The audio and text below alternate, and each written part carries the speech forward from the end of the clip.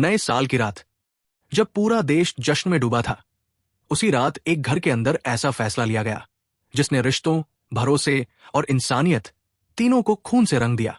एक लड़की अचानक गायब हो जाती है। प्रेमी पर शक होता है। पुलिस जांच शुरू करती है, लेकिन जैसे जैसे परतें खुलती है, सच्चाई और भी डरावनी बनती चली जाती है। जिसे लोग इंसाफ की उम्मीद में देख रहे थे, वही शक के घेरे में आ जाता है, और जिन्हें सब बेगुनाह समझ रहे थे, वही इस कहानी का सबसे काला सच निकलते हैं। ये कहानी है प्यार, इज्जत, समाज के डर और एक ऐसे जुर्म की जिसे अंजाम देने वाले आज भी कहते हैं उन्हें अपने किए पर कोई पछतावा नहीं है। तो वीडियो में अंत तक बने रहिए, क्योंकि इस कहानी का सच आपके रोंगटे खड़े कर देगा। नमस्कार मेरे प्यारे भाइयों और बहनों, मैं विवेक कुमार। क्राइम की कहानी के नए एपिसोड में आप सभी लोगों का हार्दिक स्वागत है। कहानी में आगे बढ़ने से पहले कृपया क्राइम की कहानी चैनल को सब्सक्राइब कर बेल आइकन जरूर दबा लें, ताकि मेरे हर वीडियो का नोटिफिकेशन आपको मिलता रहे। तो चलिए आज की कहानी शुरू करते हैं। ये कहानी है बिहार प्रदेश के बांका जिले की, जहां की एक छोटी सी घटना ने पूरे इलाके को झकझोर कर रख दिया। बांका के टाउन थाना क्षेत्र के अंतर्गत एक गांव पड़ता है, चमरेली। इसी गांव में रहती थी सुप्रिया कुमारी झा। सुप्रिया का परिवार छोटा सा था। उसके पिता का नाम शशिभूषण झा था और परिवार में उसका एक बड़ा भाई भी था, जिसका नाम ईशान कुमार झा है। कहानी की शुरुआत होती है 1 जनवरी 2026 से, यानी नए साल के दिन से। नए साल के मौके पर चारों तरफ खुशी का माहौल था। लोग पिकनिक मना रहे थे, कहीं पार्टियां हो रही थी तो कहीं परिवार के साथ जश्न। चमरेली गांव में भी दिन भर सामान्य चहल पहल रही। रात होने पर सुप्रिया का परिवार भी रोज की तरह खाना खाकर अपने अपने कमरों में सोने चला गया। किसी को अंदेशा नहीं था कि ये रात उनके जीवन में एक गहरा सवाल छोड़ जाएगी। अगली सुबह 2 जनवरी 2026 को जब शशिभूषण झा नींद से उठे और रोज की तरह अपनी बेटी के कमरे की ओर गए, तो वहां का नजारा देखकर उनके पैरों तले जमीन खिसक गई। सुप्रिया अपने कमरे में मौजूद नहीं थी। पहले तो उन्होंने सोचा कि शायद वो कहीं बाहर गई होगी, लेकिन बेचैनी बढ़ने लगी। शशिभूषण ने तुरंत अपनी बेटी के मोबाइल नंबर पर कॉल किया, ये जानने के लिए कि वो कहाँ है, लेकिन कॉल लगते ही पता चला कि सुप्रिया का फोन स्विच ऑफ बता रहा है। अब चिंता और घबराहट ने पूरे घर को घेर लिया। शशिभूषण झा और उनका बेटा ईशान कुमार दोनों मिलकर गांव और आसपास के इलाकों में सुप्रिया को ढूंढने निकल पड़े। रिश्तेदारों, जान पहचान वालों और हर संभावित जगह पर पूछताछ की गई, लेकिन घंटों बीत जाने के बाद भी सुप्रिया का कोई सुराग नहीं मिला। आखिरकार जब हर कोशिश बेकार साबित हुई, तो पिता और भाई टाउन थाना क्षेत्र के थाने पहुंचे। वहां उन्होंने पुलिस को पूरी बात बताई और अपनी बेटी के लापता होने की सूचना दी। इसी दौरान उन्होंने एक युवक पर सुप्रिया को भगा ले जाने का नामजद मुकदमा दर्ज कराया। उस युवक का नाम शैलेश यादव बताया गया, जिसकी उम्र करीब 20 साल के आसपास है और जो बगल के ही मजलिसपुर गांव का रहने वाला है। कहानी जैसे जैसे आगे बढ़ती है, कई परतें खुलने लगती है। दरअसल शैलेश यादव और सुप्रिया कुमारी झा के बीच पिछले करीब 1 साल से प्रेम संबंध चल रहा था। ये बात सिर्फ गांव तक ही सीमित नहीं थी, बल्कि सुप्रिया के पिता शशिभूषण झा और उसके बड़े भाई ईशान कुमार को भी इसकी पूरी जानकारी थी। जब सुप्रिया के लापता होने की शिकायत लेकर शशिभूषण झा थाने पहुंचे, तो उन्होंने ये सारी बातें भी पुलिस को विस्तार से बताई। पिता की शिकायत के आधार पर पुलिस ने शैलेश यादव के खिलाफ सुप्रिया को भगा ले जाने का मुकदमा दर्ज कर लिया। इसके बाद पुलिस टीम शैलेश से पूछताछ करने के लिए सीधे उसके घर पहुंची। हैरानी की बात यह थी कि शैलेश घर पर ही मौजूद था। पुलिस ने उसे हिरासत में लिया और थाने लेकर आ गई। थाने में जब पुलिस ने शैलेश से सुप्रिया कुमारी के बारे में सख्ती से पूछताछ शुरू की, तो शैलेश एकदम चौंक गया। उसने साफ शब्दों में कहा कि उसे सुप्रिया के गायब होने के बारे में कोई जानकारी नहीं है, बल्कि उसने ये भी कहा कि सुप्रिया के लापता होने की खबर उसे खुद पुलिस से ही मिल रही है। इस पर पुलिस ने उसे फटकार लगाते हुए बताया कि सुप्रिया के पिता शशिभूषण झा थाने आए थे और तुम्हारे ऊपर अपनी बेटी को भगा ले जाने का नामजद मुकदमा दर्ज कराया है, क्योंकि तुम दोनों के बीच प्रेम संबंध था। पुलिस की बात सुनकर शैलेश ने भी सच स्वीकार किया और कहा कि हाँ साहब, ये बात बिल्कुल सही है कि मेरा सुप्रिया के साथ अफेयर चल रहा था, लेकिन मैं सुप्रिया को लेकर नहीं भागा हूं। दरअसल 1 जनवरी 2026 को रात्रि के करीब 10:30 बजे के आसपास खुद सुप्रिया मेरे से फोन पर बातचीत कर रही थी। वो रो रही थी और उनसे बोल रही थी कि मेरे परिवार वाले उसे जान से मारने की धमकी दे रहे हैं। शैलेश पुलिस को आगे बताता है कि सुप्रिया उससे बार बार गिड़गिड़ाते हुए कह रही थी, इससे पहले कि उसके साथ कुछ गलत हो जाए, वो कोई रास्ता निकाले। शैलेश के मुताबिक वो लगातार फोन पर सुप्रिया को समझाने की कोशिश कर रहा था। उसी दौरान अचानक फोन पर शोर सुनाई देने लगा। शैलेश का कहना था कि उसी वक्त सुप्रिया के परिवार वाले वहां पहुंच गए और उसके साथ मारपीट करने लगे। सुप्रिया की चीख पुकार उसे फोन पर साफ साफ सुनाई दे रही थी। वो लगातार आवाज लगा रही थी, रो रही थी, मदद की गुहार लगा रही थी। लेकिन कुछ ही देर बाद फोन अचानक कट हो गया। शैलेश के अनुसार उसके बाद उसने कई बार सुप्रिया को कॉल करने की कोशिश की, लेकिन फोन बंद आता रहा। इसी आधार पर शैलेश ने पुलिस को यह भी आशंका जताई कि हो सकता है सुप्रिया के परिवार वालों ने ही उसे कहीं गायब कर दिया हो। जब शैलेश ये सारी बातें बिना घबराहट और पूरी बेबाकी के साथ पुलिस को बताता है, तो पुलिस को भी उसकी बातों में कहीं न कहीं दम नजर आने लगता है। हालांकि पुलिस शैलेश की बातों पर पूरी तरह भरोसा तो नहीं करती, लेकिन उसे तत्काल छोड़ती भी नहीं है। शैलेश को हिरासत में रखकर पुलिस मामले की गहराई से जांच पड़ताल शुरू कर देती है। इधर एक दिन और बीत जाता है, लेकिन सुप्रिया का कोई सुराग नहीं मिलता। आखिरकार 3 जनवरी 2026 को मामले में एक सनसनीखेज खुलासा होता है। सुप्रिया के गांव चमरेली से करीब 250 मीटर की दूरी पर गांव के बाहर स्थित एक नहर में पुलिस को एक युवती की लाश बरामद होती है। जब पुलिस मौके पर पहुंचकर जांच करती है, तो उसकी पहचान सुप्रिया कुमारी झा के रूप में होती है। पुलिस जब शव की बारीकी से जांच करती है, तो ये साफ हो जाता है कि सुप्रिया के गले पर किसी तेजधार हथियार से वार किया गया था। शव की हालत देखकर अनुमान लगाया जाता है कि उसकी हत्या लगभग 1 या 2 दिन पहले ही कर दी गई थी। पुलिस घटनास्थल का बेहद बारीकी से मुआयना करती है, लेकिन वहां से कोई ठोस सबूत हाथ नहीं लगता। जैसे ही इस दर्दनाक घटना की खबर सुप्रिया के पिता शशिभूषण झा और उसके भाई ईशान कुमार को मिलती है, दोनों बदहवास हालत में घटनास्थल पर पहुंचते हैं। जैसे ही ये खबर गांव में फैलती है, पूरे चमरेली गांव में सनसनी मच जाती है। धीरे धीरे गांव के तमाम लोग घटनास्थल पर इकट्ठा हो जाते हैं। हर चेहरे पर हैरानी, डर और दुख साफ नजर आ रहा था। जब सुप्रिया के पिता शशिभूषण झा और उसका भाई ईशान कुमार नहर के पास पहुंचते हैं और अपनी बेटी की डेड बॉडी देखते हैं, तो दोनों अपने आंसुओं पर काबू नहीं रख पाते। फूट फूट कर रोते हुए वे पुलिस वालों से कहते हैं कि साहब, मेरी बेटी की हत्या किसी और ने नहीं बल्कि शैलेश यादव ने ही की है। हालांकि पुलिस भावनाओं में बहने के बजाय कानून के मुताबिक आगे बढ़ती है। सारी कागजी कार्रवाई पूरी करने के बाद पुलिस सुप्रिया की डेड बॉडी को अपने कब्जे में लेकर पोस्टमार्टम के लिए भेज देती है। इसके बाद शशिभूषण झा की तहरीर पर हत्या का मुकदमा दर्ज किया जाता है और केस की औपचारिक जांच शुरू कर दी जाती है। चूंकि पुलिस पहले से ही सुप्रिया के प्रेमी शैलेश यादव को गिरफ्तार कर चुकी थी, इसलिए शक की सुई उसी की ओर सबसे ज्यादा घूम रही थी। इधर जब शैलेश को जेल के अंदर यह खबर मिलती है कि उसकी प्रेमिका सुप्रिया की हत्या हो चुकी है, तो वो भी अंदर से टूट जाता है। वो जेल में ही फूट फूट कर रोने लगता है और बार बार पुलिस से गुहार लगाता है कि साहब, इस केस की बारीकी से जांच कीजिए। मैं कसम खाकर कहता हूं कि मैंने सुप्रिया की हत्या नहीं की है। उसकी हालत देखकर कई पुलिसकर्मियों के मन में भी सवाल उठने लगते हैं। दरअसल पुलिस के सामने अब सबसे बड़ी चुनौती यही थी कि आखिर सुप्रिया की हत्या किसने की। न तो घटनास्थल से कोई ठोस सबूत मिला था और न ही मामला सीधा नजर आ रहा था। यही वजह थी कि पुलिस इस केस में हर कदम बहुत फूंक फूंक कर रखने लगी। जांच की कड़ी को आगे बढ़ाते हुए पुलिस सबसे पहले सुप्रिया के घर पहुंचती है। घर के हर कोने की बारीकी से जांच की जाती है। खास तौर पर पुलिस सुप्रिया के कमरे की तलाशी लेती है। लेकिन जैसे ही पुलिस उसके कमरे में पहुंचती है, एक चौंकाने वाली बात सामने आती है। जिस बेड पर सुप्रिया रोज सोती थी, वो बेड वहां से गायब था। जब पुलिस सुप्रिया के कमरे से गायब बेड के बारे में उसके पिता शशिभूषण झा से पूछताछ करती है, तो वो ठीक से कोई जवाब नहीं दे पाता। कभी बात को टालता है, तो कभी विषय बदलने की कोशिश करता है। उसके चेहरे पर घबराहट साफ दिखाई देने लगती है। यही वह पल था जब पुलिस को पूरा यकीन हो गया कि शशिभूषण कुछ न कुछ छिपा रहा है। इसके बाद पुलिस ने सुप्रिया के घर और उसके आसपास के इलाके की बारीकी से जांच शुरू कर दी।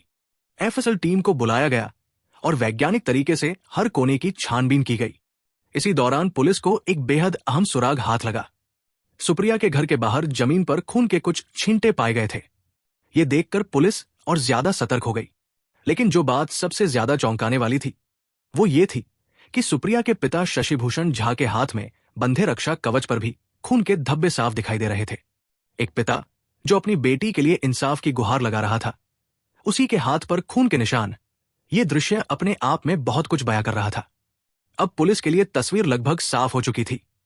घर के बाहर खून के छींटे, कमरे से गायब बेड और रक्षा कवच पर लगे खून के धब्बे इस बात की ओर इशारा कर रहे थे कि सुप्रिया की हत्या कहीं बाहर नहीं, बल्कि उसी के घर के अंदर की गई थी। पुलिस ने इसी आधार पर शशिभूषण झा को हिरासत में ले लिया और थाने लाकर उससे सख्ती से पूछताछ शुरू की।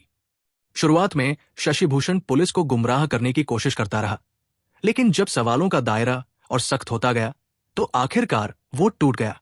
कुछ देर की खामोशी के बाद उसने जो कहा वो सुनकर वहां मौजूद हर शख्स सन्न रह गया।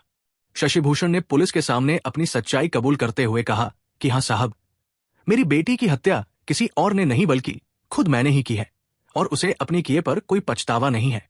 जब शशिभूषण अपनी ही बेटी की हत्या के पीछे की पूरी कहानी बताने लगता है तो उसे सुनकर खुद पुलिस भी कुछ देर तक अवाक रह जाती है।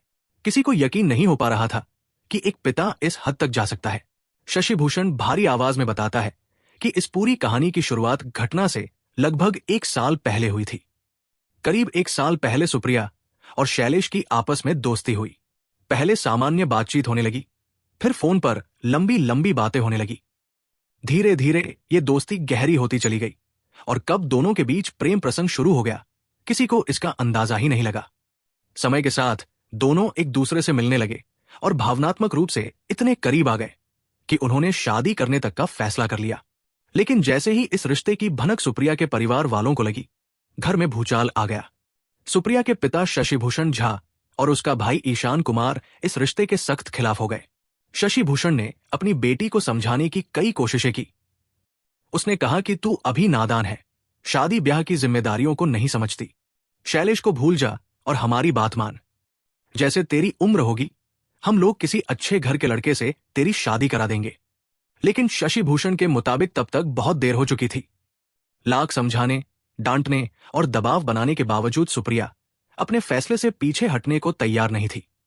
वो साफ शब्दों में अपने पिता से कह देती है कि अगर वो शादी करेगी तो सिर्फ और सिर्फ शैलेश यादव से ही करेगी। इसी जिद और टकराव की वजह से आखिरकार शशिभूषण ने अपनी बेटी पर सख्त पाबंदियां लगा दी।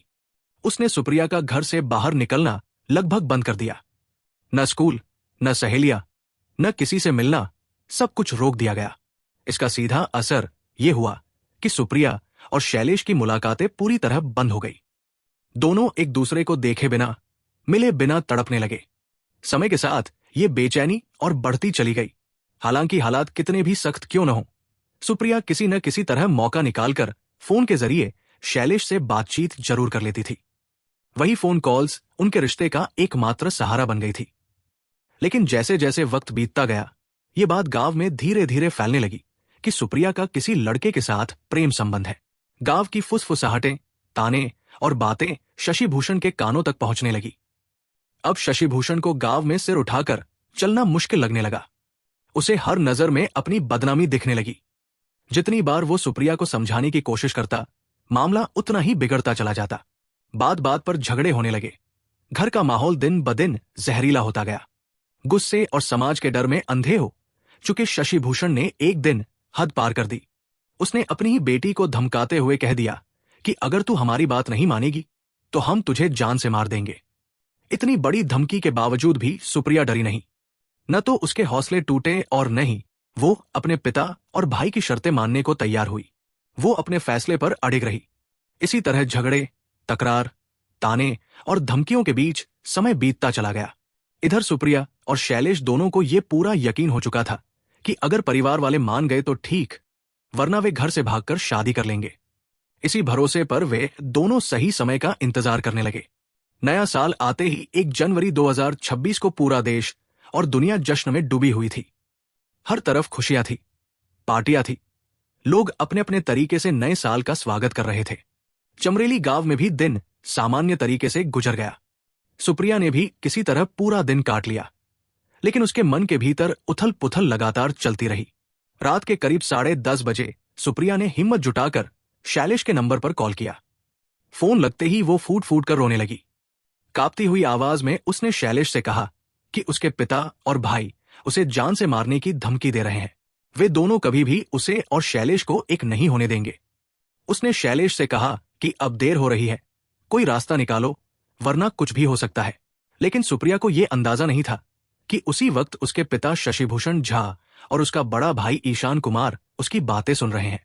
जैसे ही उन्होंने ये देख लिया कि सुप्रिया फिर से अपने प्रेमी शैलेश से फोन पर बात कर रही है, दोनों का गुस्सा बेकाबू हो गया।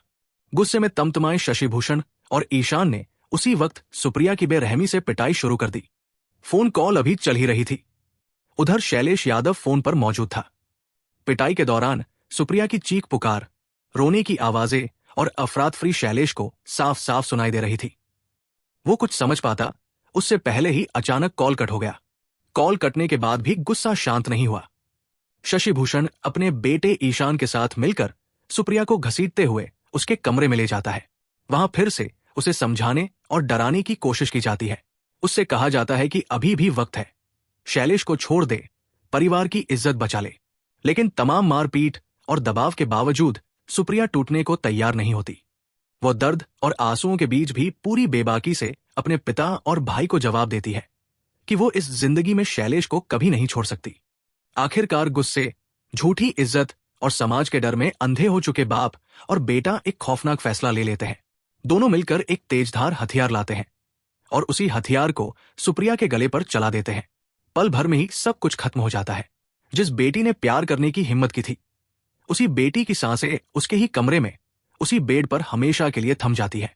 हत्या करने के बाद जैसे ही बाप और बेटा सुप्रिया की निश्चल पड़ी लाश को देखते हैं, दोनों के भीतर डर घर कर जाता है।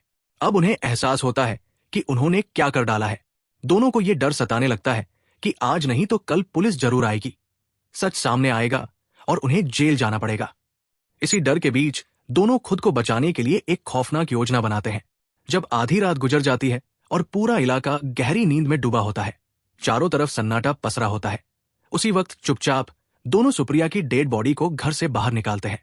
अंधेरे का फायदा उठाकर वे घर से करीब 250 मीटर दूर गांव के बाहर बह रही नहर तक पहुंचते हैं और बिना किसी की नजर पड़े सुप्रिया की लाश को उसी नहर में फेंक देते हैं। इसके बाद दोनों वापस घर लौटते हैं। अब अगला कदम सबूत मिटाने का होता है। सुप्रिया के कमरे में पड़े बेडशीट और खून से सने कपड़ों को उठाकर आंगन में ले जाते हैं और आग के हवाले कर देते हैं। आग की लपटों के साथ जैसे उस रात की सारी चीखें और दर्द भी जलकर राख हो जाती है। जिस हथियार से सुप्रिया की हत्या की गई थी, उसे भी छुपाना जरूरी था। घर के आंगन में लगे आम के पेड़ के नीचे एक गड्ढा खोदा जाता है और उस हथियार को उसी में दबाकर ऊपर से मिट्टी डाल दी जाती है ताकि कोई निशान न बचे। सब कुछ ठिकाने लगाने के बाद दोनों अपने अपने कमरों में चले जाते हैं, मानो कुछ हुआ ही न हो। सुबह होते ही उनका अगला नाटक शुरू हो जाता है। शशिभूषण और ईशान गांव में सुप्रिया को ढूंढने का दिखावा करने लगते हैं। कभी बेटी का नाम लेकर रोते हैं तो कभी पड़ोसियों से पूछताछ करते हैं। कुछ घंटों बाद शशिभूषण खुद नजदीकी थाने पहुंचता है और अपनी बेटी के गायब होने की शिकायत दर्ज कराता है। इतना ही नहीं, अपने बनाए हुए प्लान के तहत वो पूरी चालाकी से सुप्रिया के प्रेमी शैलेश यादव के नाम पर ही उसे भगा ले जाने का नामजद मुकदमा दर्ज करा देता है। बेटी की हत्या करने के बाद शशिभूषण और उसके बेटे ईशान ने एक और चाल चली थी। सुप्रिया का मोबाइल फोन भी उसी रात स्विच ऑफ करके घर में ही छुपा दिया गया था। बाद में जब पुलिस पूछताछ करती है तो शशिभूषण पूरी बेबाकी से झूठ बोलता है कि साहब, मेरी बेटी का मोबाइल भी बंद बता रहा है, शायद वो कहीं खुद ही चली गई होगी। लेकिन जब शशिभूषण पूरी कहानी पुलिस के सामने कबूल कर लेता है तो सच्चाई एक एक करके सामने आने लगती है। पुलिस सबसे पहले शशिभूषण की तहरीर और बयान के आधार पर उसके बेटे ईशान कुमार को भी गिरफ्तार कर लेती है। इसके बाद पुलिस दोनों बाप बेटे को हत्या का आरोपी बनाकर हिरासत में ले लेती है। इधर जैसे ही ये साफ हो जाता है कि सुप्रिया की हत्या उसके प्रेमी शैलेश ने नहीं, बल्कि उसके अपने ही पिता और भाई ने की है, पुलिस शैलेश कुमार को पूरी तरह निर्दोष मानते हुए रिहा कर देती है। शैलेश पर लगे सारे आरोप हट जाते हैं। वहीं दूसरी ओर शशिभूषण झा और ईशान कुमार को जिला अदालत में पेश किया जाता है, जहां से दोनों को न्यायिक हिरासत में जेल भेज दिया जाता है। फिलहाल इस वक्त सुप्रिया की हत्या के आरोपी यही दोनों बाप बेटे जेल के अंदर अपने गुनाह की सजा काट रहे हैं। उनका कोई बचाव करने वाला नहीं है, कोई उनके पक्ष में खड़ा नहीं है। जब शैलेश को यह मालूम चलता है कि जिस लड़की से वो बेइंतहा प्यार करता था, उसकी हत्या खुद उसके परिवार वालों ने ही कर दी, तो ये सच जानकर शैलेश पूरी तरह टूट जाता है। लेकिन हैरानी की बात यह थी कि जब पुलिस शशिभूषण और उसके बेटे ईशान को गिरफ्तार कर कोर्ट लेकर जाती है तो उनके चेहरों पर न शर्म थी, न अफसोस और न ही पछतावे का कोई भाव। खासकर खुद शशिभूषण पुलिस वालों से साफ शब्दों में कहता है कि हाँ सर, मुझे अपने किए पर जरा सी भी पछतावा नहीं है, क्योंकि मैं अपनी बेटी की वजह से समाज में सर उठाकर नहीं चल पा रहा था। इस पूरी कहानी का अंत समाज के लिए एक कड़वा और डरावना सवाल छोड़ जाता है। एक बेटी का प्यार करना अपराध बन गया और उसी अपराध की सजा उसे उसकी जान देकर चुकानी पड़ी। जिस घर को उसकी सुरक्षा का सबसे मजबूत सहारा होना चाहिए था, वही घर उसके लिए सबसे खतरनाक साबित हुआ। इज्जत, बदनामी और समाज के डर ने एक पिता को इतना अंधा कर दिया कि वो अपनी ही बेटी की सांसें छीन बैठा।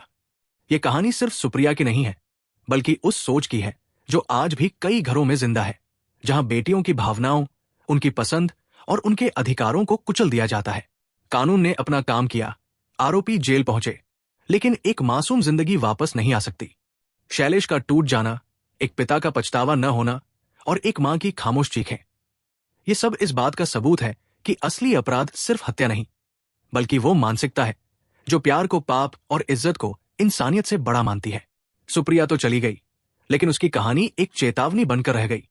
अगर समाज ने समय रहते अपनी सोच नहीं बदली, तो ऐसी कहानियां बार बार दोहराई जाती रहेंगी। आज की कहानी बस यही तक। अब बारी कमेंट पढ़ने की है। ममता सिंह मैम ने कमेंट किया है, क्या करेंगे दुनिया में? क्या लड़कियां खत्म हो चुकी है कि लड़के शादीशुदा औरतों के पीछे ही पड़ जाते हैं और अपनी जिंदगी दांव पर लगा देते हैं? मैम, गलतियां किसी एक जेंडर की नहीं होती। रिश्तों में भटकाव की वजह समझ और जिम्मेदारी की कमी होती है, न कि लड़कियों की कमी। मैम, आपके सपोर्ट और प्यार के लिए दिल से धन्यवाद। मीरा राय मैम ने कमेंट किया है, उमा को अपने पति और बेटे की हाय लगी होगी। मैम, बिल्कुल, ऐसे में अपनों की हाय लगना स्वाभाविक है। मैम, आपके सपोर्ट और प्यार के लिए दिल से धन्यवाद। रीता छेत्री मैम ने कमेंट किया है, बड़ी ही दुखद कहानी। मैम, आपके सपोर्ट और प्यार के लिए दिल से धन्यवाद। संजना मुखर्जी मैम ने कमेंट किया है, ये कैसा प्यार था नीरज का। चाहे वंदना ने कुछ भी किया हो, पर ऐसा करना तो अमानवीय था। मैम, प्यार अगर सच में होता है तो हालात चाहे जैसे भी हों, इंसानियत की सीमा कभी पार नहीं होती। मैम, आपके सपोर्ट और प्यार के लिए दिल से धन्यवाद। माला कुमारी राय जी ने कमेंट किया है, मैम, आपके सपोर्ट के लिए दिल से धन्यवाद। जमुना अटलूरी जी ने कमेंट किया है, गुलनाज और करण ने कभी सोचा भी नहीं होगा कि मायके जाने की इतनी बड़ी सजा मिलेगी। जमुना अटलूरी फ्रॉम मुंबई, सर, कभी कभी जिंदगी ऐसे मोड़ ले आती है जिनकी हमने कल्पना भी नहीं की होती। सर, आपके सपोर्ट और प्यार के लिए दिल से धन्यवाद। नाहिद खान जी ने कमेंट किया है, हाय विवेक, क्रांति was a debauched man, driven solely by lust, with no purpose beyond satisfying his desires. He was far from wise, a man blinded by his own indulgence. Strangely, Venkat chose to ruin herself for a man already burdened with two past wives. In the end, it was Kranti who led her life to its downfall.